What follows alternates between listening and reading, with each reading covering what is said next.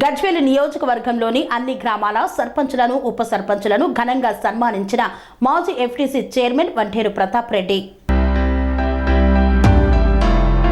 గజ్వేల్లోని శోభా గార్డెన్లో మాజీ అటవీ అభివృద్ధి సంస్థ చైర్మన్ వంటేరు ప్రతాప్ రెడ్డి ఆధ్వర్యంలో గజ్వేల్ నియోజకవర్గం సర్పంచులకు మరియు ఉప సర్పంచులకు శాలువాలతో సత్కరించి సన్మానం చేసిన వంటేరు ప్రతాప్ రెడ్డి.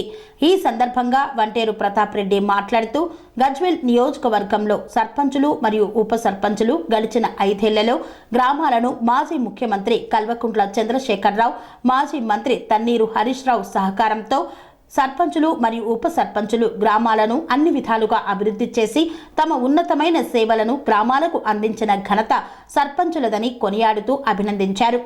సర్పంచులు కరోనా కష్టకాలంలో సైతం కరోనా మహమ్మారిని తరిమికొడుతూ గ్రామాలను ప్రజలకు సేవ చేసిన ఘనత సర్పంచులకే దక్కుతుందన్నారు.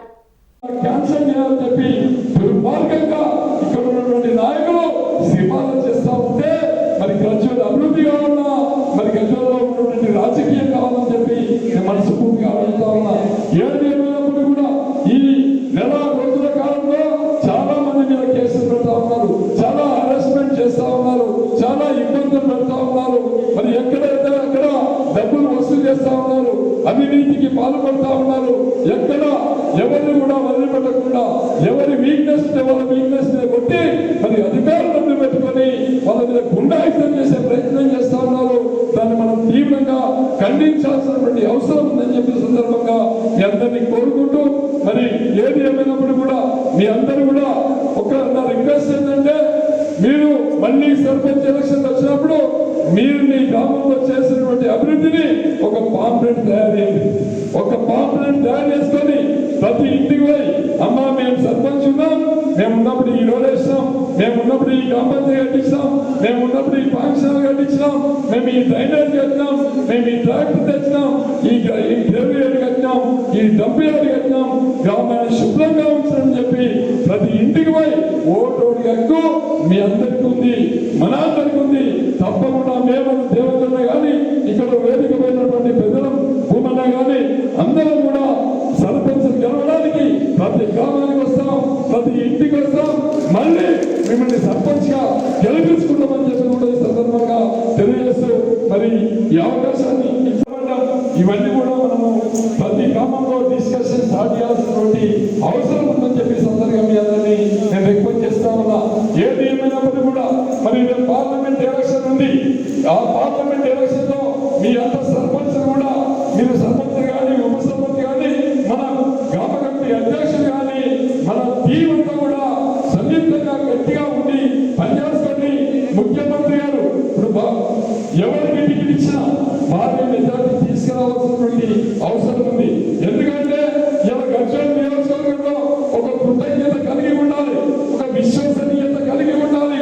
ఈ నియోజకవర్గంలో ఓ మరణ సాగర్ నిర్మాణం చేసి రైతులకు అండగా నిలబడ్డాడు, ఓ కొండపోసమ సాగర్ నిర్మాణం చేసి రైతులకు అండగా చేసిందంటే మా సర్పంచ్ గారి కాలంలో వేసిందని చెప్పి చెప్పుకునే విధంగా ఏ గరీబైనా నువ్వు సర్పంచ్ ఉన్నప్పుడు మా రోడేశ్వరం తల్లి అని చెప్పి మాట్లాడే ప్రజలు మీకు అండగా ఉంటుందని చెప్పి సందర్భంగా నేను తెలియజేస్తా ఉన్నా.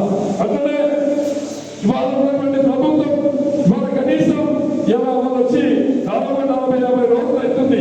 ఇలా గవర్నమెంట్ చెప్పినప్పుడు ఒక మాట చెప్పిండు, 9వ తారీఖున ఆగండి 2 లక్షల రుణమాఫీ చేస్తామని చెప్పి ఈ రాష్ట్ర ముఖ్యమంత్రి చెప్పినప్పుడు రైతాంగం కూడా 2 లక్షలు వస్తాయని చెప్పి ఆశపడ్డారు. 1 లక్ష రూపాయలు తీసుకోండి, మళ్ళీ 2 లక్షల రూపాయలు అప్పు తెచ్చుకోండి, ఆ 2 లక్షలు నేను 9వ తారీఖున మాఫీ చేస్తామని చెప్పిండు.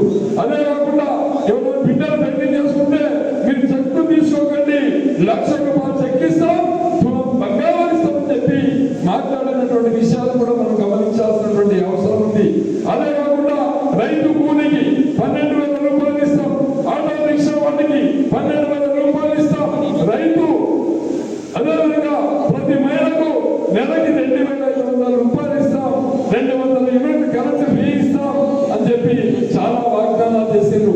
అదేవిధంగా పెన్షన్ వస్తే 2,000 కాదు 4,000 ఇస్తాం, 9వ తారీఖున మా ప్రభుత్వం వస్తుంది 4,000 రూపాయలు పెన్షన్ ఇస్తామని చెప్పారు. భార్యకు భర్తకి ఇస్తామని చెప్పారు, పెండింగ్ పెన్షన్ ఇస్తామని చెప్పారు, అది కూడా చెప్పారు. అదే కాకుండా ఇంగ్లీష్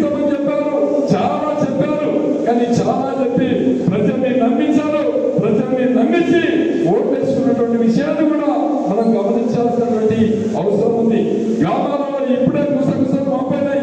ఇవేమీ కావు. మరి ఇప్పుడు పార్లమెంట్ ఎలక్షన్ ముంగట్టున్నది. ఈ పార్లమెంట్ ఎలక్షన్ లో కూడా మళ్ళొక్కసారి రేవంత్ రెడ్డి గారు ప్రజల్ని మోసం చేసే ప్రయత్నం చేస్తా ఉన్నారు. ఏమని ఇందిరమ్మ కమిటీ వేస్తారట. ఇందిరమ్మ కమిటీ వేసి అందరినీ కూడా మాకు ఓటేస్తారని మీకు ఇస్తాం, లేకపోతే లేదు అని చెప్పి చేయడానికి మరొక చెప్పికి కూడా ముందుకు తీసుకెళ్ళబోతా ఉన్నారు. గతంలో అమెరికాలో చెప్పారు రేవంత్ రెడ్డి గారు ఏం చెప్పారు, ప్రజల్ని నమ్మియాలి, ప్రజల్ని నమ్మిస్తే మోసం చేస్తేనే ప్రజలు వింటారు తప్ప నిజాలు చెప్తే నమ్మరని చెప్పి ఆయన స్వాస్థంగా అమెరికాలో చెప్పినటువంటి విషయం మనం గ్రహించాలి. అదే మన ముఖ్యమంత్రి గారు చెప్పకుండా చెప్పని పనులని మేనిఫెస్టోలో లేని పనులని కూడా చేసి ప్రజలకు దగ్గరగా ఉండి గ్రామీణ ఆర్థిక వ్యవస్థను బలోపేతం చేసినటువంటి నాయకుడు కేసీఆర్ గారు అని చెప్పి సందర్భంగా నేను తెలియజేస్తా ఉన్నా. మనం యాదవ సోదరులకి మన గొర్రెలు పంపిణీ చేస్తాం, కొన్ని టీడీలు కట్టిండు, ప్రతి గ్రామంలో కూడా యాదవులకి గొర్రెలు పంపిణీ చేయాలి.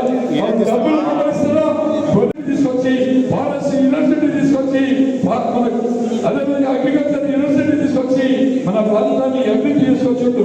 మన గతంలో ఒక కేజీబీకి అప్పొచ్చింది. మన గేమ్స్ కనుక కండక్ట్ చేస్తే 1000 మంది స్టూడెంట్స్ కి అకామిడేషన్ చేసేటటువంటి మరి అట్లాంటి అకామిడేషన్ ఇవ్వడం జరిగింది. మరి గతంలో కాంగ్రెస్ ప్రభుత్వం చూసాం మనం. గతంలో గీతారెడ్డి గారు ఉన్నారు, నరసింహారెడ్డి గారు ఉన్నారు, కనీసం రోడ్డు మీద మట్టి కూడా వేయలేదు. మరి ఇవాళ కూడా అధికారంలో కాంగ్రెస్ పార్టీ ఉంది. మనం కొన్ని వేల కోట్ల రూపాయల అభివృద్ధి మనం చేశాం. మరి 5 సంవత్సరాలు కట్టుకున్నాం, కమ్యూనిటీ బిల్డింగ్ కట్టుకున్నాం, సీసీ రోడ్లు వేసుకున్నాం, డ్రైనేజ్ చేసుకున్నాం. కానీ చాలా చెప్పి ప్రజల్ని నమ్మించారు. ప్రజల్ని నమ్మించి ఓటేసుకున్నటువంటి విషయాన్ని కూడా మనం గమనించాల్సినటువంటి అవసరం ఉంది. గ్రామాలలో ఇప్పుడే గుసగుసలు మోపైనాయి. ఇవేమీ కావు. మరి ఇప్పుడు పార్లమెంట్ ఎలక్షన్ ముంగట్టున్నది. ఈ పార్లమెంట్ ఎలక్షన్ లో కూడా మళ్ళొక్కసారి రేవంత్ రెడ్డి గారు ప్రజల్ని మోసం చేసే ప్రయత్నం చేస్తా ఉన్నారు. ఏమని ఇందిరమ్మ కమిటీ వేస్తారట. ఇందిరమ్మ కమిటీ వేసి అందరూ కూడా మాకు ఓటేస్తారని మీకు ఇస్తాం, లేకపోతే లేదు అని చెప్పి ప్రజల్ని భయపట్టించే ప్రయత్నం చేస్తా ఉన్నారు. ప్రజల్ని నమ్మించి మోసం చేయడానికి మరొక చెప్పికి కూడా ముందుకు తీసుకెళ్ళబోతా ఉన్నారు. గతంలో అమెరికాలో చెప్పారు రేవంత్ రెడ్డి గారు ఏం చెప్పారు, ప్రజల్ని నమ్మియాలి, ప్రజల్ని నమ్మిస్తే మోసం చేస్తేనే ప్రజలు వింటారు తప్ప నిజాలు చెప్తే నమ్మరని చెప్పి ఆయన స్వాస్థంగా అమెరికాలో చెప్పినటువంటి విషయం మనం గ్రహించాలి. అదే మన ముఖ్యమంత్రి గారు చెప్పకుండా చెప్పని పనులని మేనిఫెస్టోలో లేని పనులను కూడా చేసి ప్రజలకు దగ్గరగా ఉండి గ్రామీణ ఆర్థిక వ్యవస్థను బలోపేతం చేసినటువంటి నాయకుడు కేసీఆర్ గారు అని చెప్పి సందర్భంగా నేను తెలియజేస్తా ఉన్నా. మనం యాదవ సోదరులు ఉన్నారు, యాదవ సోదరులకి మనం గొర్రెలు పంపిణీ చేస్తాం, కొన్ని నేను రిక్వెస్ట్ చేస్తా ఉన్నా. ఏది ఏమైనప్పుడు కూడా సంవత్సరాల తర్వాత మీరు మీ బిడ్డలకు కానీ మీ మన్మలకు కానీ చెప్పుకునే రోజు ఏమంటే మేము ఉన్నప్పుడు ఈ కాంపౌండ్ కట్టించినాం, మేము ఉన్నప్పుడు ఈ పాఠశాల కట్టించినాం, మేము ఈ డ్రైనేజ్ కట్టినాం, మేము ఈ ట్రాక్టర్ కట్టినాం, కట్టినాం, ఈ డంపయార్డ్ కట్టినాం, గ్రామాన్ని శుభ్రంగా ఉంచని చెప్పి ప్రతి ఇంటికి పోయి ఓటోడికి ఎక్కువ మీ అందరికీ ఉంది, మనందరికీ ఉంది. తప్పకుండా మేము దేవతన్న కానీ ఇక్కడ వేదిక పోయినటువంటి పెద్దలు భూమన్న కానీ అందరం కూడా సర్పంచ్ గెలవడానికి ప్రతి గ్రామానికి వస్తాం, ప్రతి ఇంటికి వస్తాం, మళ్ళీ మిమ్మల్ని సర్పంచ్ గా గెలిపించుకుంటామని చెప్పి కూడా ఈ సందర్భంగా తెలియజేస్తూ మరి ఈ అవకాశాన్ని ఇచ్చిన మీ అందరికీ ధన్యవాదాలు. పిలవగానే శ్రీ అవధూతాశ్రమము బోధానంద సత్యారామూర్తి ఆర్యుల గోసేవాశ్రమము మరియు వృద్ధాశ్రమము పడాల. ఆశ్రమములో గోసేవ గోవుల దానము స్వీకరించుట, మీ నవగ్రహ దోషములు పోవుటకు గోపూజ చేయబడును, మూలికా వైద్యము గోపంచగవ్య వైద్యము చేయబడును, యంత్రములు తావీదులు ఇవ్వబడును, శాంతి హోమములు చేయబడును. మీ ఆత్మీయుల పుట్టినరోజు, పెళ్లి రోజు మరియు వర్ధంతి వంటి ముఖ్యమైన దినములలో గోసేవ లేదా అన్నదానం చేయదలిచిన వారు సంప్రదించండి. మా వృద్ధాశ్రమంలో ఖాళీలు కలవు. చేరదలిచిన వారు సంప్రదించండి. శ్రీ శ్రీ శ్రీ స్వామి బోధానందగిరి శ్రీ అవధూతాశ్రమము అయ్యప్ప స్వామి గుడి దగ్గర పడాల, తాడేపల్లిగూడెం 2.